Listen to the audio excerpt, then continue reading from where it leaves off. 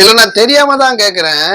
திருவாரூர்னாலே நமக்கு நினைவு வருவது ஆழித்தேர் தானே அப்படின்னா அந்த ஆழித்தேர் எரிஞ்சு போய் அதை செப்பனிட்டு அதை ஹைட்ராலிக் டெக்னாலஜி யூஸ் பண்ணி மறுபடியும் ஓட விட்ட ஒரு கலைஞர் அந்த தேர் தானேன்னு சொன்ன உடனே அவங்க கூட ஒட்டிக்கிட்டே வருது கலைஞர் பேர் தானே.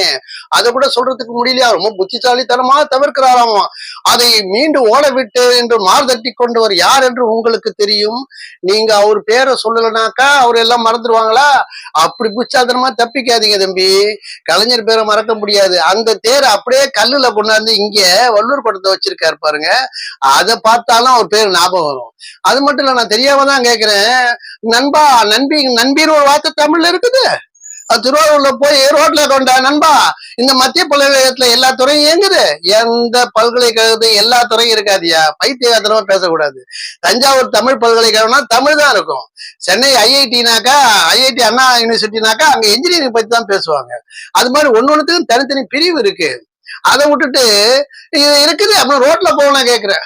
எந்த கல்லூரியிலையும் ரோட்ல போறவன் நுழைய மாட்டான். அந்த கல்லூரியில படிக்கிறவன் டாக்டர் பட்டம் வாங்கினவன் தான் உள்ள போயிட்டு வந்துட்டு இருப்பான். அவளை கேட்கணும்.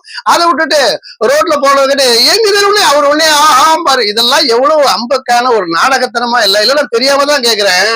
திருவாரூர்ல ஆழித்தேர் மட்டும் லாபம் வருதா? திருவாரூர் தியாகராஜ சுவாமி கோயில் 5 வேலி, அந்த குளம் தெப்ப குளம், அது பேரு கமலாலயம். அந்த பேர் தான் இங்க பிஜேபி ஆபீஸ் வச்சிருக்காங்க. அது 5 வேலி, கோயில் 5 வேலி, குளம் 5 வேலி. இதெல்லாம் தெரியாம தான் கேக்குறேன். சங்கீத மும்மூர்த்திகள் என்று சொல்லப்படுகிற தியாகராஜர், முத்துசாமி தீட்சிதர், சியாமா சாஸ்திரின்னு அந்த கர்நாடக சங்கீதத்துக்கு மிகப்பெரிய மகான்கள் தோன்றிய 3 பேருமே பிறந்த ஊர் திருவாரூர். அது தெரியுமா? ஏன்னா கர்நாடகெல்லாம் பத்தி உனக்கு தெரியாது. தொட்டப்பட்ட ரோட்டு மேல முட்டை போட்டான்னு பாடுறவங்களுக்கு கர்நாடகம் எங்க தெரிய போகுது? இவன் நான் தெரியாம தான் கேக்குறேன். உங்களுக்கு எல்லாம் துண்டு எல்லாம் வாங்க தெரியாதா? அது என்ன கல்ச்சரியாது? அவனும் துண்டு வாங்கினா இவர் மேல வீசுவானா, உடனே இவர் எடுத்து போட்டுக்குவாரான், எடுத்து நல்லா கட்டிக்குவாரான், உடனே கை தட்டுவாங்களாம். உங்க கட்சி துள்ள எப்படி பந்தாடுறீங்களே, அது அசிங்கம் தெரியாத? இதெல்லாம் தெரியாம தான் கேக்குறேன்.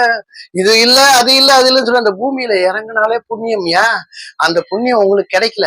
நீ நல்ல வேலை பஸ்லயே இருக்கணும். பஸ் விட்டு கீழே இறங்கி அந்த பூமியை தொட்டு இருந்தா அதோட புனிதன்மை கெட்டிருக்கும். பஸ்லயே போங்க, பஸ்லயே போங்க, எங்கேயும் இறங்கிட கூடாது.